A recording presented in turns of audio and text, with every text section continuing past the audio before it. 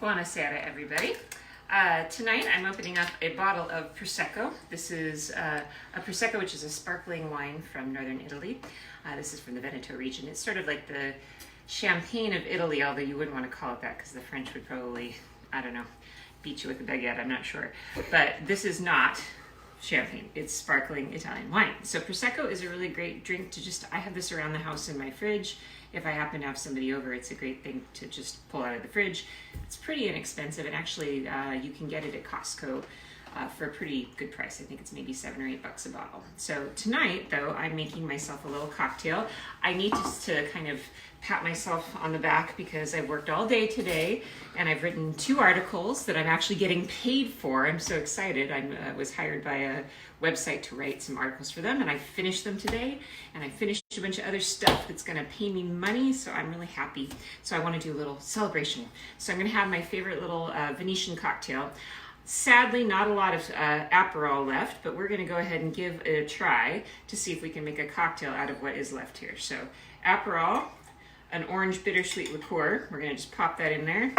We're going to put in some Prosecco.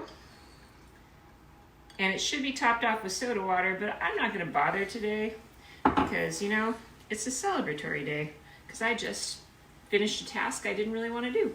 And then some orange to go in there. So that's basically all there is to that. Chin chin. All right, so come on over and we're going to get down to our cooking task for today. What I'm making today is I'm going to make a Sicilian caponata. And caponata is like an eggplant salad. And you can make it a day or 2 ahead, and it will actually hold pretty well and develop better flavors the longer that it sits around.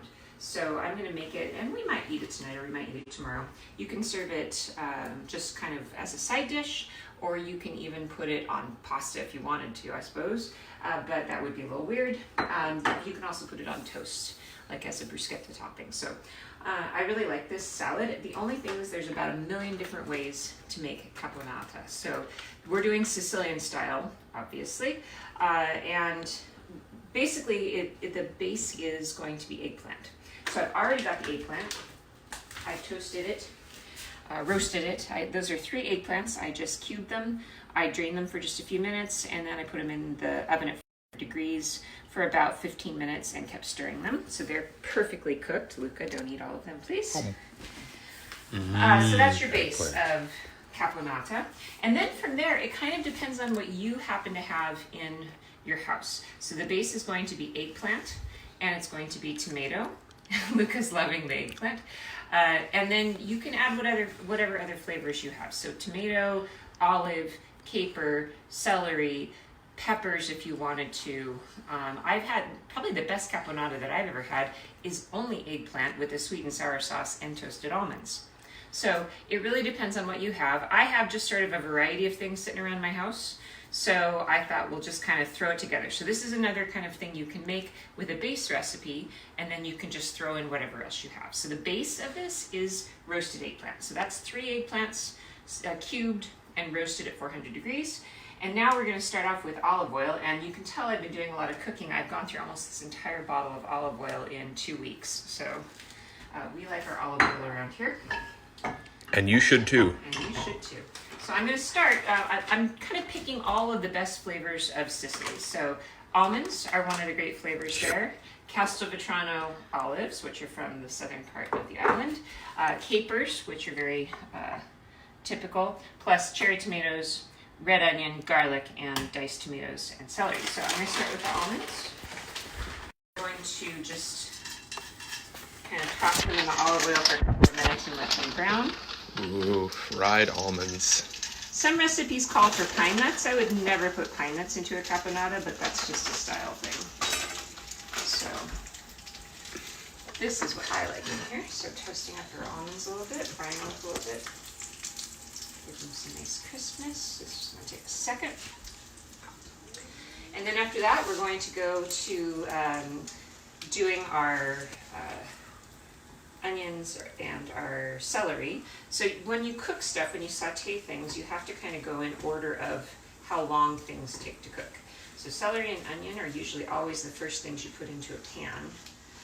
because they take a little bit longer than other things to cook, and they also flavor the cooking if you put them in there earlier. I'm in a Sicilian mood because I just finished 2 articles on Sicily, one on Palermo and one on the wine industry in Sicily, and I'm going to have those out to a website later today, and once those get published online, I will forward you the link so you can take a look at what I've been doing. Okay, just one quick thing. I just want to thank the viewers right now. For the first time, we have surpassed 100 views on a live stream. Yay! So that's kind of awesome. Hey, if we could get it up to 300 at once, Facebook actually will pay me advertising revenue, which would be neato, because I'm out of work, so why not get paid for what you're doing? I'm having so much fun doing this. I hope that this is fun for you guys too. So, something to do every day. And I know I'm late. I was supposed to be on an hour ago, but, you know, had to do the work that I'm actually getting paid for before I could play with you guys to get onto my playtime online. So, okay, so just kind of sauteing up the, I like red onions because you can use regular onions if you want, but I happen to just buy a bunch of red onions because I was thinking about salads. Red onions always look nicer in salads, things that kind of have to have a look. And I'm chopping everything more or less the same size as the eggplant so that you have sort of the same texture. It's up to you. If you want to chop them smaller, you can. So this is going to go together pretty dang fast. And then once it's all put together, then we can eat it straight away or we can just let it kind of marinate a little bit. I'm probably going to do some marinating. All right, now in goes the garlic, which I already chopped.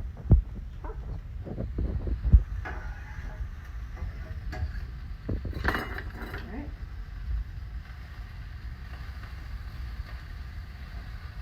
Ooh, that smells really good now. Now, I don't like to put a lot of herbs into my foods because I feel like spices and herbs are kind of a way to cover up being a bad cook. I think if you've got good ingredients and you're a good cook, you don't need to add a whole lot of like oregano or basil or what have you, because I feel like those things just kind of cover up the natural taste of each of the ingredients. So I'm not going to put any of that stuff in here, but it's your, hey man, it's your life. You can do what you want. So that's what's fun about this recipe. That's why I wanted to teach you guys this recipe tonight, because it is so flexible. So now I'm going to toss in, I want to keep the flavors kind of bright, so typically it's just a can of tomatoes that it asks for, and usually whole tomatoes that you cut up. You can use fresh. We're going to do a combination of a can of tomatoes, because that's going to give it the sauciness it needs. And then I'm going to slice up a few cherry tomatoes to go in there so it makes sort of a nice combination of flavors. I think let's give that a second before we put in the eggplant. I'm going to dice up the olives a little bit. So what Caponata really is at the base of it is just a sweet and sour eggplant salad. So you can really use your imagination on this. I'm going to taste these. Yeah, those are good. Okay. And then capers and, yeah, the cherry tomatoes. So you can kind of adjust. If all you've got is just the eggplant, you don't need to put any of this stuff in. Like I said, it's a totally flexible salad. Everybody I know in Sicily makes it a different way. So it's entirely up to you what you put in it. But the idea here, I think, is every time I cook with you, I'm trying to show you ways that you can just use whatever you've got in your fridge. My mother was telling me today that I have a lot more in my fridge than normal people, and that might be true. I do like to have a well-stocked pantry, but, you know, going forward, now that in this brave new world that we're in, maybe it's good to kind of have a little bit more well-stocked pantry. And I'm hoping that one of the results of our confinement is that we're all going to become a little bit more interested, there you go, in home cooking. I think that home cooking is great. And I need to be better about doing this too. I really don't cook every single night, but now that I am unemployed, I am now cooking every single night. It's a good way to save yourself some money. And it is so very good. Okay, so mixing in the eggplant. And keep sauteing that stuff up a little bit. Put in the fresh tomatoes. Just a few to kind of sprinkle in. This really is my favorite pan. It's called a chef's pan, and it's not a wok because it's got a nice big broad base on the bottom of it, but it kind of functions a little bit like a wok. So I like this better than any other pan that I've got. Okay, so that's good. Let's put in our olives. Castelvetrano is a funny place. I went down there looking for olive oil places to put into the Sicily book, and it was almost impossible to find anybody who actually did olive oil tastings. So I still really haven't found any place that I can take groups or whatever to go and do olive oil tasting. To answer a question from the chat, Yeah. What did we put on the eggplant? The eggplant actually was just diced and then salted, and then I left it for about a half an hour to drain a little bit. And then I slathered olive oil on it. I spread it out on the pan, dumped a bunch of olive oil on and tossed it, put it into the oven at 400 degrees, had it in there for 15-20 minutes, and then I kept kind of stirring it as I was going. And it cooks effortlessly and perfectly. And as you can tell, my 15-year-old son likes to eat it like a snack. That's how good it is when you do that. It's so very good. And actually, doing it like this, dicing into chunks and roasting it, you can also use that if you're going to make any kind of eggplant pasta. So if you wanted to do like the pasta alla norma, that's another good way to prepare that ahead of time. You can also do kind of a free-form eggplant parmesan, where you do the roasted eggplant like that, and then you layer it, that with a layer of tomato sauce and Parmesan cheese, and you can do layers like that to create a more non-traditional free-form eggplant parmesan.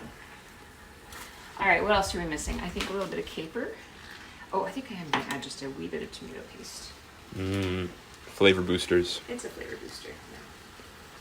We love our flavor boosters around this house. We do. So get that mixed in. You don't need to add that, but if you got it, sure. Why not? And you can see it's getting kind of saucy. And the sauciness is going to be important because it should have a little bit of a saucy consistency. Okay. Some people call this the Italian version of ratatouille. So I guess that's another way you can look at it. It's a little bit like ratatouille. And now we can go to capers. I don't like too many capers.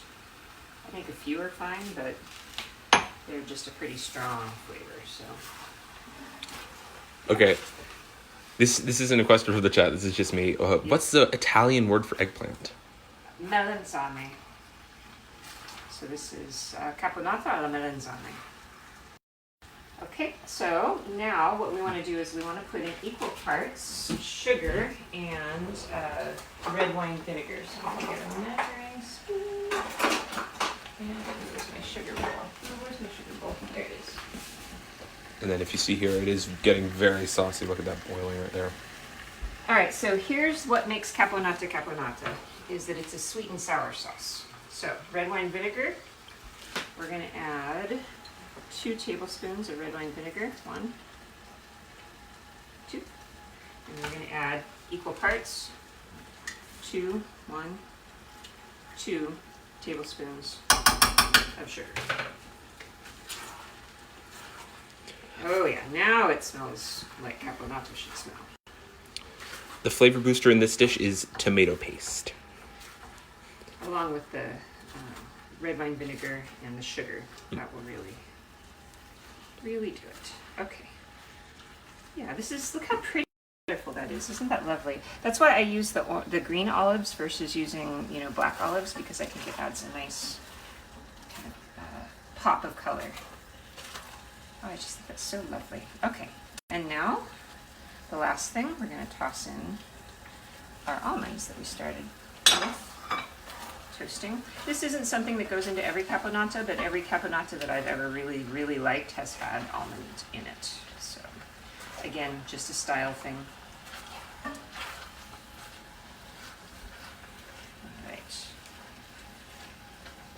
see. I think it's right. I think we're pretty much done.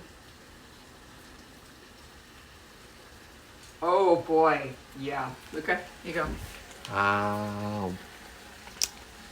Ooh. It actually tastes. Ooh.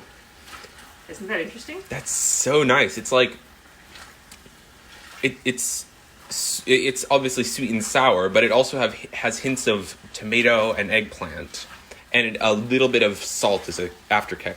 Yeah. It's very, very nice. So I'm not going to add any salt to this because I salted the eggplant quite a lot before I roasted it, so the saltiness should be fine with the capers and the roasted eggplant in there, but let's just go ahead and have another little nibble to be sure.